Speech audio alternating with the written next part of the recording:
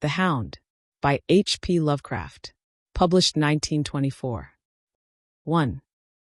And my tortured ears there sounds unceasingly a nightmare whirring and flapping, and a faint, distant baying as of some gigantic hound. It is not dream. It is not, I fear, even madness, for too much has already happened to give me these merciful doubts. St. John is a mangled corpse. I alone know why, and such is my knowledge that I am about to blow out my brains for fear I shall be mangled in the same way. Down unlit and illimitable corridors of eldritch fantasy sweeps the black, shapeless nemesis that drives me to self-annihilation. May heaven forgive the folly and morbidity which led us both to so monstrous a fate. Wearied with the commonplaces of a prosaic world, where even the joys of romance and adventure soon grow stale, St. John and I had followed enthusiastically every aesthetic and intellectual movement which promised respite from our devastating ennui. The enigmas of the symbolists and the ecstasies of the pre-Raphaelites all were ours in their time. But each new mood was drained too soon of its diverting novelty and appeal. Only the somber philosophy of the decadents could hold us, and this we found potent only by increasing gradually the depth and diabolism of our penetrations. Baudelaire and Huysmans were soon exhausted of thrills, till finally there remained for us only the more direct stimuli of unnatural personal experiences and adventures.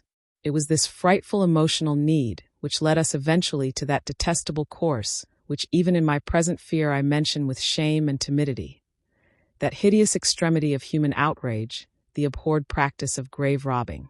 I cannot reveal the details of our shocking expeditions, or catalogue even partly the worst of the trophies adorning the nameless museum we prepared in the great stone house where we jointly dwelt, alone and servantless. Our museum was a blasphemous, unthinkable place, where with the satanic taste of neurotic virtuosi, we had assembled an universe of terror and decay to excite our jaded sensibilities.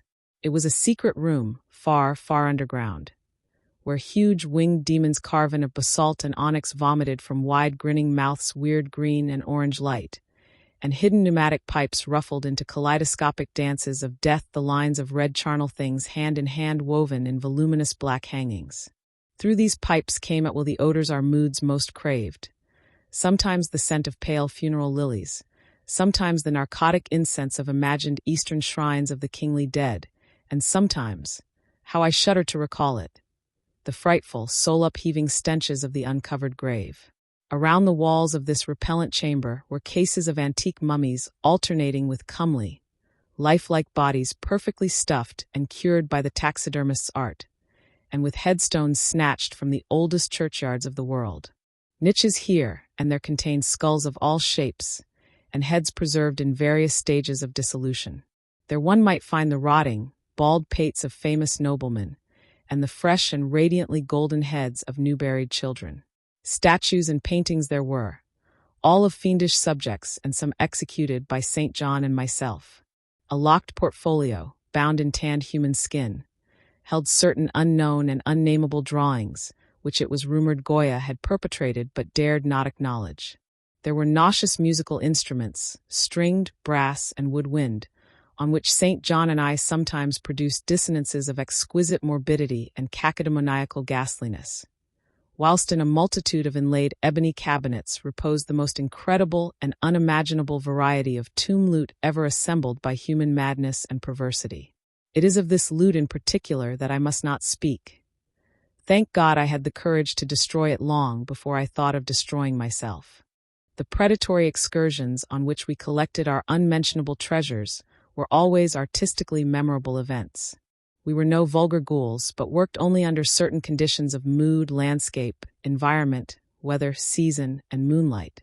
These pastimes were to us the most exquisite form of aesthetic expression, and we gave their details a fastidious technical care.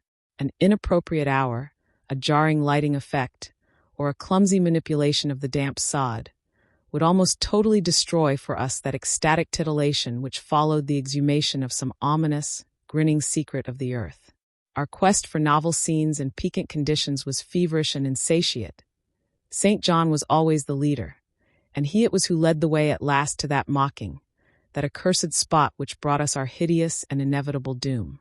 By what malign fatality were we lured to that terrible Holland churchyard? I think it was the dark rumor and legendary, the tales of one buried for 5 centuries, who had himself been a ghoul in his time and had stolen a potent thing from a mighty sepulchre. I can recall the scene in these final moments. The pale autumnal moon over the graves, casting long horrible shadows. The grotesque trees, drooping sullenly to meet the neglected grass and the crumbling slabs. The vast legions of strangely colossal bats that flew against the moon. The antique ivied church pointing a huge spectral finger at the livid sky. The phosphorescent insects that danced like death fires under the yews in a distant corner. The odors of mold, vegetation, and less explicable things that mingled feebly with the night wind from over far swamps and seas. And worst of all, the faint deep-toned baying of some gigantic hound which we could neither see nor definitely place. As we heard this suggestion of baying we shuddered, remembering the tales of the peasantry. For he whom we sought had centuries before been found in this selfsame spot, torn and mangled by the claws and teeth of some unspeakable beast. I remembered how we delved in this ghoul's grave with our spades, and how we thrilled at the picture of ourselves, the grave, the pale watching moon, the horrible shadows, the grotesque trees, the titanic bats, the antique church, the dancing death fires, the sickening odors, the gently moaning night wind, and the strange, half-heard, directionless baying, of whose objective existence we could scarcely be sure. Then we struck a substance harder than the damp mold, and beheld a rotting oblong box crusted with mineral deposits from the long, undisturbed ground. It was incredibly tough and thick, but so old that we finally pried it open and feasted our eyes on what it held. Much, amazingly much, was left of the object despite the lapse of 500 years. The skeleton, though crushed in places by the jaws of the thing that had killed it, held together with surprising firmness, and we gloated over the clean white skull and its long, firm teeth and its eyeless sockets that once had glowed with a charnel fever like our own. In the coffin lay an amulet of curious and exotic design, which had apparently been worn around the sleeper's neck. It was the oddly conventionalized figure of a crouching winged hound, or sphinx with a semi-canine face, and was exquisitely carved in antique oriental fashion from a small piece of green jade. The expression on its features was repellent in the extreme, savoring at once of death, bestiality, and malevolence. Around the base was an inscription in characters which neither St. John nor I could identify, and on the bottom, like a maker's seal, was graven a grotesque and formidable skull. Immediately upon beholding this amulet we knew that we must possess it, that this treasure alone was our logical pelf from the centuried grave. Even had its outlines been unfamiliar, we would have desired it, but as we looked more closely we saw that it was not wholly unfamiliar. Alien it indeed was to all art and literature which sane and balanced readers know, but we recognized it as the thing hinted of in the forbidden Necronomicon of the mad Arab Abdul al-Hazard, the ghastly soul symbol of the corpse-eating cult of inaccessible lung in Central Asia. All too well did we trace the sinister lineaments described by the old Arab demonologist. Lineaments, he wrote, drawn from some obscure supernatural manifestation of the souls of those who vexed and gnawed at the dead. Seizing the green jade object, we gave a last glance at the bleached and cavern-eyed face of its owner and closed up the grave as we found it. As we hastened from that abhorrent spot, the stolen amulet in St. John's pocket, we thought we saw the bats descend in a body to the earth we had so lately rifled, as if seeking for some cursed and unholy nourishment. But the autumn moon shone weak and pale, and we could not be sure. So, too, as we sailed the next day away from Holland to our home, we thought we heard the faint, distant baying of some gigantic hound in the background. But the autumn wind moaned sad and wan, and we could not be sure. 2. Less than a week after our return to England, strange things began to happen. We lived as recluses, devoid of friends, alone, and without servants in a few rooms of an ancient manor house on a bleak and unfrequented moor, so that our doors were seldom disturbed by the knock of the visitor. Now, however, we were troubled by what seemed to be frequent fumblings in the night, not only around the doors but around the windows also, upper as well as lower. Once we fancied that a large, opaque body darkened the library window when the moon was shining against it, and another time we thought we heard a whirring or flapping sound not far off. On each occasion, investigation revealed nothing, and we began to ascribe the occurrences to imagination alone. That same curiously disturbed imagination which still prolonged in our ears the faint far baying we thought we had heard in the Holland churchyard. The jade amulet now reposed in a niche in our museum, and sometimes we burned strangely scented candles before it. We read much in Alhazard's Necronomicon about its properties, and about the relation of ghouls' souls to the objects it symbolized, and were disturbed by what we read. Then terror came. On the night of September 24th, 19, I heard a knock at my chamber door. Fancying it St. John's, I bade the knocker enter, but was answered only by a shrill laugh. There was no one in the corridor.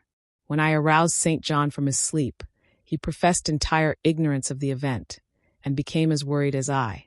It was that night that the faint, distant baying over the moor became to us a certain and dreaded reality. For days later, whilst we were both in the hidden museum, there came a low, cautious scratching at the single door which led to the secret library staircase. Our alarm was now divided, for besides our fear of the unknown, we had always entertained a dread that our grisly collection might be discovered. Extinguishing all lights, we proceeded to the door and threw it suddenly open, whereupon we felt an unaccountable rush of air, and heard as if receding far away a queer combination of rustling, tittering, and articulate chatter. Whether we were mad, dreaming, or in our senses, we did not try to determine. We only realized, with the blackest of apprehensions, that the apparently disembodied chatter was beyond a doubt in the Dutch language. After that we lived in growing horror and fascination. Mostly we held to the theory that we were jointly going mad from our life of unnatural excitements, but sometimes it pleased us more to dramatize ourselves as the victims of some creeping and appalling doom. Bizarre manifestations were now too frequent to count. Our lonely house was seemingly alive with the presence of some malign being whose nature we could not guess, and every night that demoniac baying rolled over the windswept moor, always louder and louder. On October 29th, we found in the soft earth underneath the library window a series of footprints utterly impossible to describe. They were as baffling as the hordes of great bats which haunted the old manor house in unprecedented and increasing numbers. The horror reached a culmination on November 18th, when St. John, walking home after dark from the distant railway station, was seized by some frightful carnivorous thing and torn to ribbons. His screams had reached the house, and I had hastened to the terrible scene in time to hear a whir of wings and see a vague black cloudy thing silhouetted against the rising moon. My friend was dying when I spoke to him, and he could not answer coherently. All he could do was to whisper, "The amulet, that damned thing." Then he collapsed, an inert mass of mangled flesh. I buried him the next midnight in one of our neglected gardens, and mumbled over his body one of the devilish rituals he had loved in life. And as I pronounced the last demoniac sentence, I heard afar on the moor the faint baying of some gigantic hound. The moon was up, but I dared not look at it, and when I saw on the dim-lit moor a wide nebulous shadow sweeping from mound to mound, I shut my eyes and threw myself face down upon the ground. When I arose trembling, I know not how much later, I staggered into the house and made shocking obeisances before the enshrined amulet of green jade. Being now afraid to live alone in the ancient house on the moor, I departed on the following day for London, taking with me the amulet after destroying by fire and burial the rest of the impious collection in the museum. But after 3 nights I heard the baying again, and before a week was over felt strange eyes upon me whenever it was dark. One evening as I strolled on Victoria Embankment for some needed air, I saw a black shape obscure one of the reflections of the lamps in the water. A wind stronger than the night wind rushed by, and I knew that what had befallen St. John must soon befall me. The next day I carefully wrapped the green jade amulet and sailed for Holland. What mercy I might gain by returning the thing to its silent, sleeping owner I knew not, but I felt that I must at least try any step conceivably logical. What the hound was, and why it pursued me, were questions still vague. But I had first heard the baying in that ancient churchyard, and every subsequent event, including St. John's dying whisper, had served to connect the curse with the stealing of the amulet. Accordingly, I sank into the nethermost abysses of despair when, at an inn in Rotterdam, I discovered that thieves had despoiled me of this sole means of salvation. The baying was loud that evening, and in the morning I read of a nameless deed in the vilest quarter of the city. The rabble were in terror, for upon an evil tenement had fallen a red death beyond the foulest previous crime of the neighborhood.